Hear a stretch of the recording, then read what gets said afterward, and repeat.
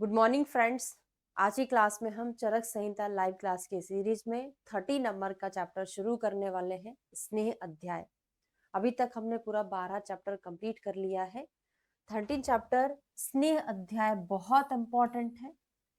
तो सबसे पहले हम जान लेते हैं कि स्नेहन स्वेदन या पंचकर्मा में से वमन विरेचन का पहले वर्णन क्यों नहीं है, स्नेह का ही वर्णन क्यों पहले किया गया है। तो विमर्श में पूरा लिखा हुआ है कि हमने पहले निर्देश चतुष्क पढ़ लिया है ना। 12 चैप्टर जो हमारे 9, 10, 11, 12, तो 4 चैप्टर जो हमने पढ़े थे वो क्या थे, निर्देश चतुष्क के थे। अब रोगी व्यक्तियों के हित के लिए कल्पना चतुष्क का वर्णन प्रारंभ कर रहे हैं, यानी 13, 14, 15, 16, 13 से लेके 16 नंबर तक के जो चैप्टर हैं वो कल्पना चतुष्क में इंक्लूडेड रहेंगे। ठीक है, तो व्याधियों के उन्मूलन के लिए पंचकर्म का प्रयोग सर्वश्रेष्ठ माना जाता है। ये हमको बताए कि अगर हमको व्याधि को ठीक करना है तो पंचकर्मा श्रेष्ठ होता है। इसका मतलब पंचकर्मा में से वमन या विरेचन को सबसे पहले बताना चाहिए था, पर ऐसा नहीं किया। पंचकर्म में पहले स्नेहन प्रारंभ करना, पंचकर्मा जब हम करते हैं तो पूर्व कर्म के रूप में सबसे पहले हम स्नेहन कराते हैं। और दोषों में प्रधान वात होता है, उसे दूर करने के लिए स्नेहन से बेस्ट कुछ भी नहीं है। अतः कल्पना चतुष्क में स्नेहन अध्याय का प्रारंभ पहले किया गया। पंचकर्मा रोगों को ठीक करने में श्रेष्ठ होता है और पंचकर्मा में हम वमन या विरेचन डायरेक्टली थोड़ी ना कराते हैं, हम पहले स्नेहपान कराते हैं। तो सबसे पहले स्नेहपान कराएंगे, उसके बाद कोई वमन या विरेचन कराएंगे, है ना। इसीलिए यहाँ पे इन्होंने स्नेहन का पहले वर्णन किया। दूसरा रीजन ये भी दिया कि तीनों दोषों में सबसे प्रधान दोष कौन सा होता है, वात दोष। तो वात की शांति के लिए सबसे श्रेष्ठ क्या होता है, स्नेहन होता है, इसलिए उसका वर्णन पहले किया है। ठीक है, अब इस चैप्टर में अग्निवेश ने पुनर्वसु आत्रेय से कुछ क्वेश्चन किए। कितने क्वेश्चन किए ये पूछा जाता है। तो total number of question 30 number के चैप्टर में कितने पूछे हैं, तो 25। अग्निवेश के कितने प्रश्न हैं इस चैप्टर में, तो लिख लीजिएगा टोटल 25 प्रश्नों को यहाँ पर उन्होंने किया है। तो धीरे धीरे आगे बढ़ते चलेंगे, हम क्वेश्चन को भी साथ में पढ़ते चलेंगे। अलग से आपको ऐसा नहीं करना है कि पहले आप 25 क्वेश्चन पढ़ें उसके बाद उनके आंसर पढ़ना शुरू करें। तो सबसे पहला क्वेश्चन था स्नेह की योनियां क्या है। तो इनका क्वेश्चन था और एग्जामिनर आपसे भी यही क्वेश्चन करता है, स्नेह की योनि कितने प्रकार की, योनि यानी उत्पत्ति। तो 2 प्रकार से होती है, एक स्थावर योनि होती है और एक जांगम योनि होता है। तो पहला क्वेश्चन क्या हो गया आपका, स्नेह की योनि कितनी, 2 होती है, एक स्थावर और एक होता है जांगम। स्थावर मतलब क्या होता है, स्थावर यानी जो चीजें हमें पेड़ पौधों से मिले वो स्थावर के अंतर्गत आएगा।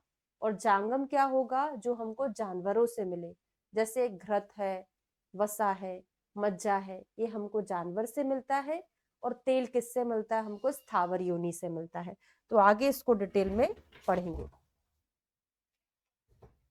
ठीक है, तो सबसे पहले देखते हैं स्थावर योनि में कौन सी चीजें आएंगी। तो जो मैंने आपको सुपरफिशियल बताया बस उतना ही याद रखेंगे, यहाँ से कोई डिटेल नहीं पूछा जाएगा कि जैसे एरंड है, महुआ है, सरसों है, इनमें से तेल निकाल कर यूज करते वो स्थावर योनि का तेल हुआ। ठीक है, फिर आते हैं जांगम। जांगम में हमको कौन सी चीजें मिलेंगी, जो हमको जानवरों से मिलती हैं, जैसे मछली, मृग, पक्षी, ये जांगम की योनि। इसमें दही, दूध, घृत, मांस, वसा, ये सारी चीजें और मज्जा हमको जांगम से मिलती। तो स्थावर और जांगम 2 प्रकार की योनि हमने कंप्लीट कर लिया। अब तिलतेल तथा एरंड तेल की श्रेष्ठता। तो सबसे पहले तो नॉर्मल चीज में आपसे बात करूं कि आपसे अगर क्वेश्चन पूछा जा रहा है, अनुक्त द्रव्य आपको पता होगा। अनुक्त द्रव्य का मतलब होता है अगर आपने केवल तेल नाम लिया तो उसका मीनिंग आपको लेना है तिलतेल, है ना। अगर आपको पात्र बोला गया तो मिट्टी का पात्र, अगर आपको जल बोला गया तो अंतरिक्ष जल समझना है। अगर आपको कि इतना शेष बचाना है ऐसा कुछ नहीं लिखा तो आपको चतुर्थांश शेष बचाना है। तो वैसे ही अगर तेलों की बात करें तो तिल तेल का सबसे पहले नाम आता है और तेलों में तिल का तेल श्रेष्ठ माना जाता है। ठीक है, तो अभी हम 2 चीजें पढ़ने वाले हैं, एक तिल का तेल और एक एरंड का तेल। तिल का तेल किस चीज में श्रेष्ठ है और एरंड का तेल किस चीज में श्रेष्ठ है? दो क्वेश्चन यहाँ से बनेंगे। तो सर्वेशाम तेल जाता नाम तिल तैलम विशिष्ट। तो पहले मैं ये बोल दिया कि सभी तेलों में तिल का तेल श्रेष्ठ होता है, स्पेशली बलार्थे स्नेहने। अगर हमें शरीर को बल प्रदान करना है, अगर हमें शरीर का स्नेहन करना है, तो इसके लिए तिल का तेल श्रेष्ठ होता है। अगर हमें विरेचन कराना है तो विरेचन में एरंड का तेल श्रेष्ठ होता है। दोनों चीजें बन गई ना। तो शरीर में बलाधान के लिए तथा शरीर के स्नेहन के लिए संपूर्ण स्थावर तैलों में तिल का तेल श्रेष्ठ है। अगर आपसे बात करें कि विरेचन में कौन सा तेल श्रेष्ठ है, तो विरेचन के लिए एरंड का तेल श्रेष्ठ माना जाता है। और सभी तेलों में तिल का तेल भी श्रेष्ठ भी होता है। ठीक है ना। तो स्थावर के हमने दो चीजें पढ़ ली, मतलब तेल की योनि हमने दो चीजें पढ़ ली हैं। किस किस की? स्थावर और जांगम पढ़ लिया है। स्थावर में कौन सा श्रेष्ठ है? तिल का तेल श्रेष्ठ है, वो बलार्थ स्नेहन के लिए, और एरंड तेल विरेचन के लिए। ठीक है। तो स्थावर तैलों में तिल का तेल सर्वश्रेष्ठ माना जाता है। अब एरंड तेल के लिए थोड़ा सा बताया है कि एरंड का तेल कटु उष्ण वात कफ नाशक होता है। पित्त के बारे में कुछ नहीं बताया है ना। वात कफ को नष्ट करता है, गुरु होता है, कषाय मधुर होता है। तिक्त रस युक्त पदार्थों के साथ युक्त करने पर ये पित्त को भी नष्ट कर देता है, पर सिद्ध करने के बाद पित्त को नष्ट करता है। इस प्रकार से फिर ये तीनों दोषों को हरने वाला हो जाता है। अब सेकंड क्वेश्चन है हमारा, पहले हमने पढ़ा योनि कितनी है, अब आते हैं स्नेह के भेद कितने हैं। तो स्नेह के भेद नॉर्मल क्वेश्चन पूछा जा रहा है तो आपका आंसर 4 लगेगा। अगर पाक भेद से पूछे तो 3 लगेगा, वो कहां पर आगे पढ़ेंगे। तो पहले क्या बोला, योनि 2 है, स्नेह के भेद 4 है। कौन कौन से स्नेह होते जिनको हम महास्नेह नाम से जानते हैं या चतुर्विध स्नेह नाम से जानते हैं? घृत तैल वसा मज्जा सर्व स्नेह उत्तमा मता। सभी स्नेहों में घृत तेल वसा मज्जा उत्तम माना जाता है।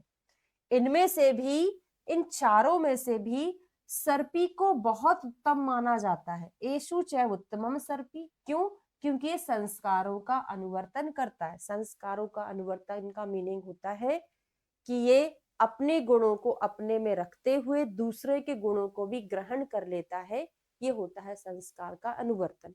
फिर आगे जाके आप विमर्श में पढ़ोगे कि तेल भी तो संस्कार का अनुवर्तन करता है, फिर उसको श्रेष्ठ क्यों नहीं बोला? क्योंकि तेल जो होता है वो अपने गुण को छोड़ देता है और दूसरे गुण को ग्रहण कर लेता है, इसलिए उसको उत्तम नहीं बोला गया। पर घृत अपने गुण को तो रखेगा, दूसरे के गुण को भी ग्रहण कर लेता है ना। तो चतुर्विध स्नेह घृत तेल वसा मज्जा 4 होते हैं, सभी स्नेहों में उत्तम माने जाते हैं। इन चारों में से भी श्रेष्ठ की बात करें तो घृत सर्वोत्तम होता है, क्योंकि ये संस्कारों का अनुवर्तन करता है। तो ए आर का क्वेश्चन बनेगा कि घृत जो है सर्वोत्तम स्नेह क्यों कहा जाता है?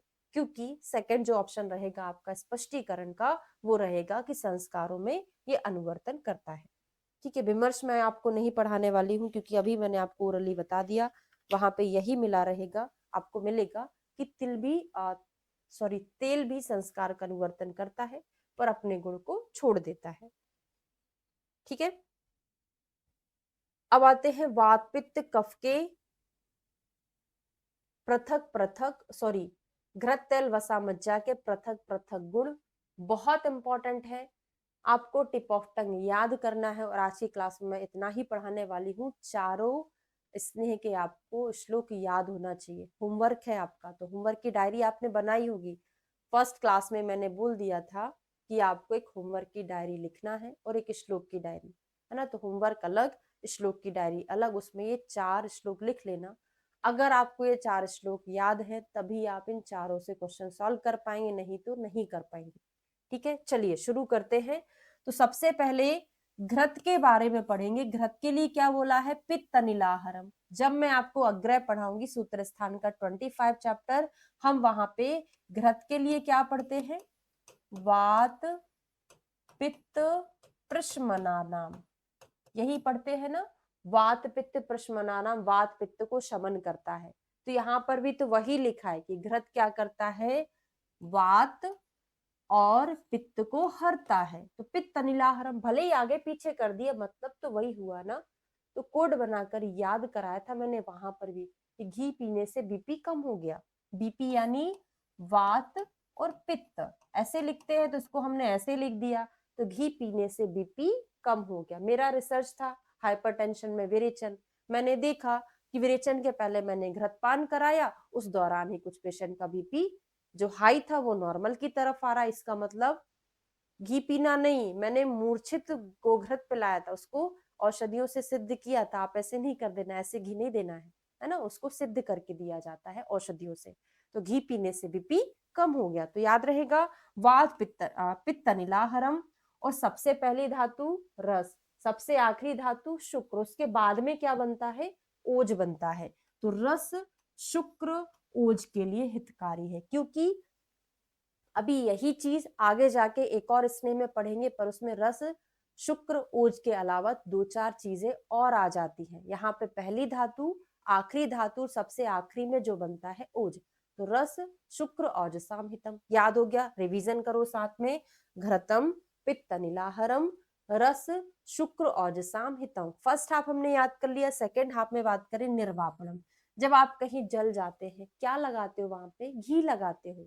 निर्वापण का मतलब होता है दाह को शमन करना। तो निर्वापण मतलब दाह शमन करना। तो निर्वापणम मृदुकरम।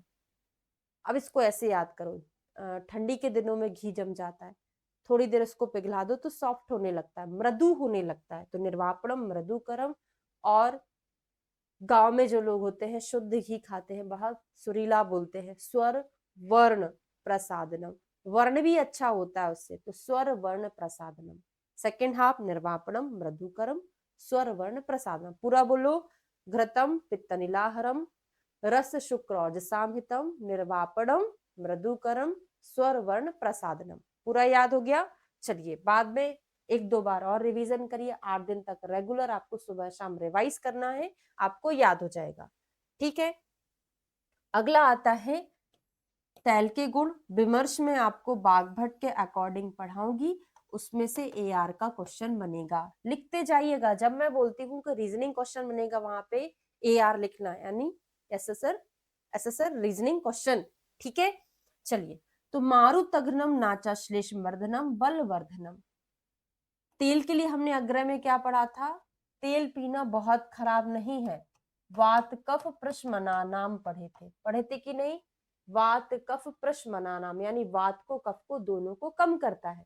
तो इन्होंने इसको अलग ढंग से प्रेजेंट कर दिया। क्या, मारुतघ्नम मतलब वात को तो हरता है पर कफ को भी नहीं बढ़ाता, इसका मतलब कफ को भी हरता होगा।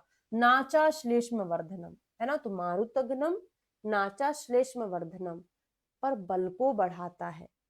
बल को क्या करता है, बढ़ाता है। कैसे बढ़ा रहा है अभी बागभट्ट जी के अकॉर्डिंग पढ़ेंगे।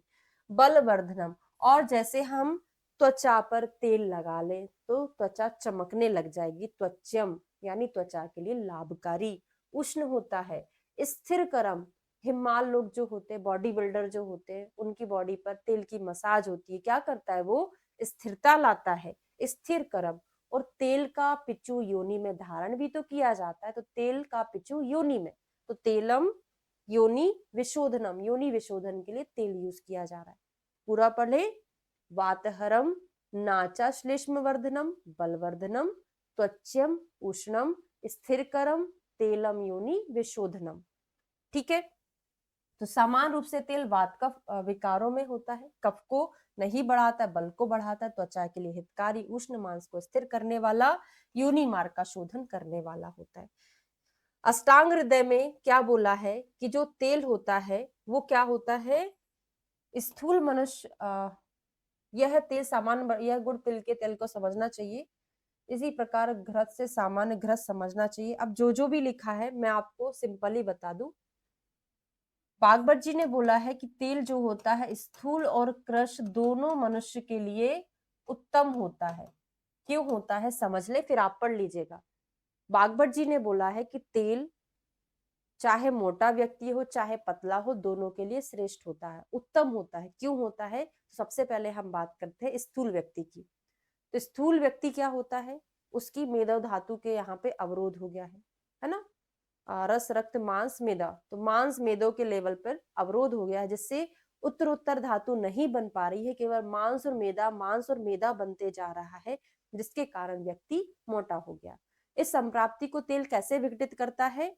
तेल होता है सूक्ष्म, उष्ण होता है, व्यवायी होता है, तो क्या करेगा, ये मार्ग अवरोध को क्लियर कर देता है। जैसे ही ये स्रोतस में प्रवेश करेगा, मार्ग अवरोध को क्लियर कर देगा, जिससे उत्तरोत्तर धातु की पुष्टि होती जाएगी, व्यक्ति मोटे से नॉर्मल हो जाएगा। फिर क्रश के लिए कैसे उत्तम है? जब दुबला करा रहा है तो क्रश के लिए ऐसे उत्तम होता है। क्रश की संप्राप्ति क्या होती है? सारी धातुएं जो होती है, सारे स्रोतस जो होते हैं धातु को वहन करने वाले, वो सूखने लगते हैं, शोषण हो जाता है। तेल क्या करता है? सभी स्रोतस में जाकर उनको तृप्त करता है, धातु की पुष्टि करता है, जिस कारण से कृश व्यक्ति मोटा होने लगता है। ठीक है, यही संप्राप्ति आप यहाँ से पढ़ेंगे।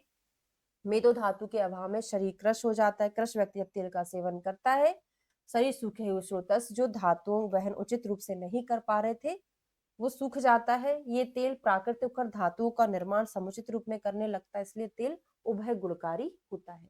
ठीक है, चलिए आगे बढ़ेंगे। वसा, वसा के गुण क्या है?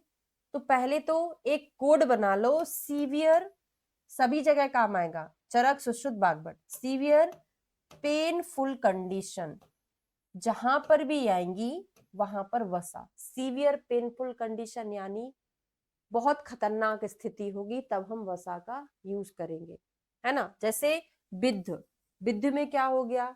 कोई वेदन हो गया है, दर्द होगा ना। भग्न हो गया है, दर्द होगा। हत हो गया है, भ्रष्ट योनि, योनि का प्रोलैप्स हो गया है।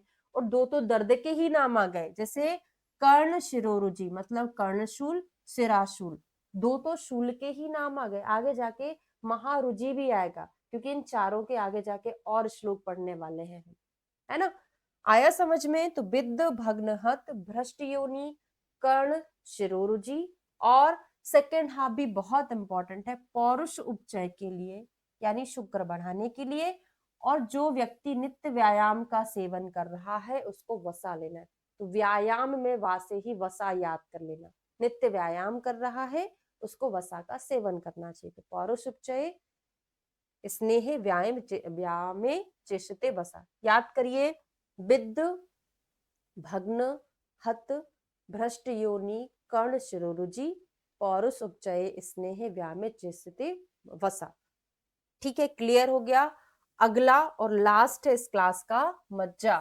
तो मज्जा के गुण, बल, शुक्र, रस, श्लेष, मेदो, मज्जा विवर्धना। तो सबसे पहली धातु रस, सबसे आखिरी धातु शुक्र, उसके बाद क्या बनता था? ओज। किसमें आया था? किसमें आया था? कमेंट करके बताना, मैं नहीं बताऊंगी। पहली धातु, आखिरी धातु, ओज को बनाने वाला क्या था? उसके अलावा और दो चार चीजें और आ जाए तो मजा ही आ जाएगा। मतलब मज्जा में है ये, क्या है? बल, शुक्र, रस, श्लेष, मेदो, मज्जा विवर्धना। और मज्जा कहाँ रहती है? विशेष रूप से अस्थियों में रहती है। तो मज्जा विशेषस्तु अस्थाना चा वल्कृता स्नेहने हिता, है ना। तो विशेष रूप से अस्थियों में पाई जाती है और बल, शरीर को बल प्रदान करती है। तेल भी बल प्रदान करता है, बलाधानम करके आया था। पर पूरा सेंटेंस देगा एग्जामिनर, केवल बल से कोई क्वेश्चन नहीं बनाए, क्योंकि उसके अलावा इतने सारे क्वेश्चन है, जहां से क्वेश्चन नहीं बनाएगा बल से क्यों बनाएगा। ठीक है, तो ये 4 प्रकार के स्नेह हमने आज पढ़ लिए हैं। नेक्स्ट क्लास से मैं आपको पढ़ाने वाली हूँ श्लोक नंबर 18 से। ठीक है, thank you so much. Comment करके जरूर बताइएगा आपको ये सीरीज कैसी लग रही है, ताकि मुझे थोड़ा सा मोटिवेशन मिले और आपको मैं और अच्छे से पढ़ा सकूं। Thank you.